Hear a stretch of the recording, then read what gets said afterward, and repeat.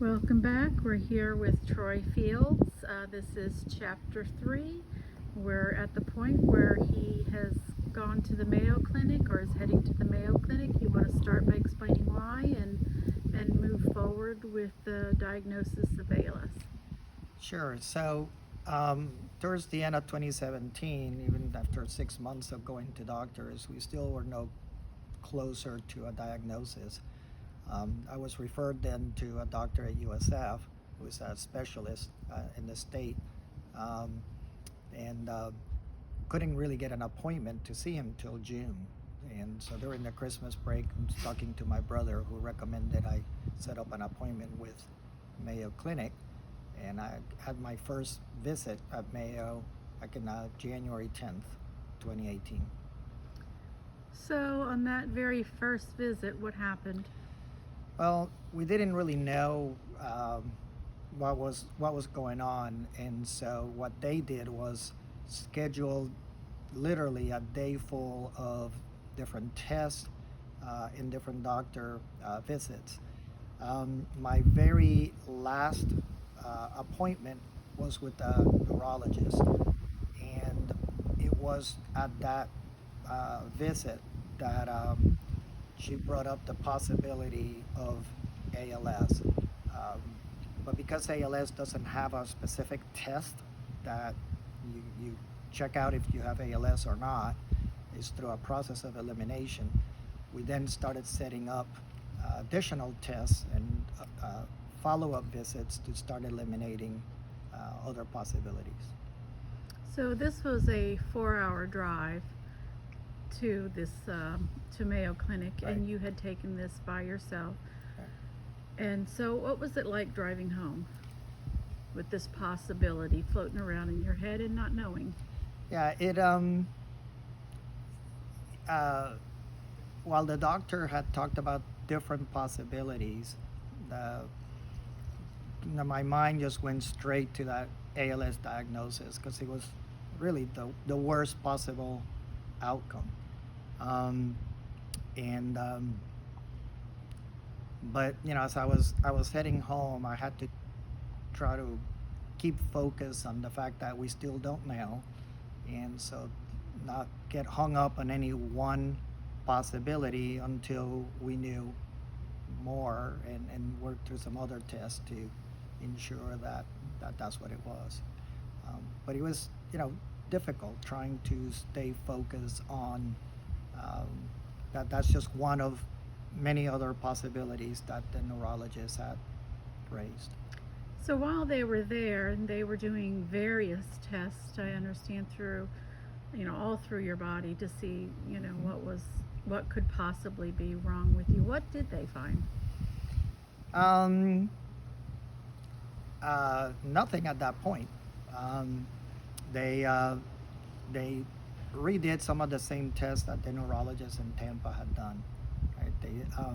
There's a test that checks the latency or the response time of nerves to different stimulus.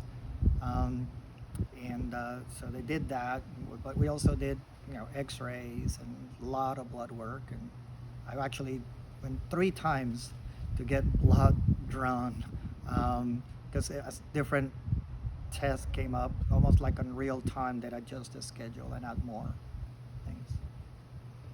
Okay, so at some point you went back for more tests and something else popped up.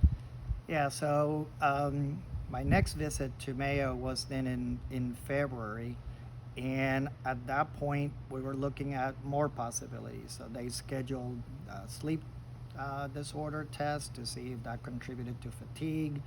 Um, they did a CT scan, and I had also a follow-up with a neurologist as well. And I can remember distinctly, my brother had come down, and you were there, and the 3 of us had just come out of lunch and heading out to the lab where they reviewed the sleep disorder results. And on our way, this is just following, I said, a CT scan earlier in the day, we got a phone call that said we needed to, as soon as we finished that appointment, we needed to head back and schedule an appointment next day with the urologist because they had found something in my kidney. Um, so we went through the next day, talked to the urologist, and while we didn't know then that it was cancer, we knew that there was a growth that was on the already at the outer wall of the kidney and expanding into my renal vein. So at that point, did you think all of this was related to? Yeah, actually, there's some research that had indicated very, very rare, but some cases that there was a correlation between kidney disease and weakness in limbs, specifically the arms. So we thought, well, maybe that's what this is, and if I can treat then the kidney, then everything would go away, and we will be okay. So, you know, kind of counterintuitive that you're rooting for kidney disease, but it was one of the better outcomes, really. 10 days later, I had the surgery, had my right kidney removed. Turns out that it was cancer, stage 3 cancer.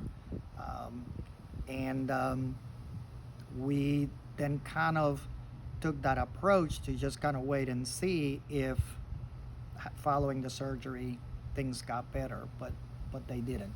So then we had to go back in May and start the next possibility, which was a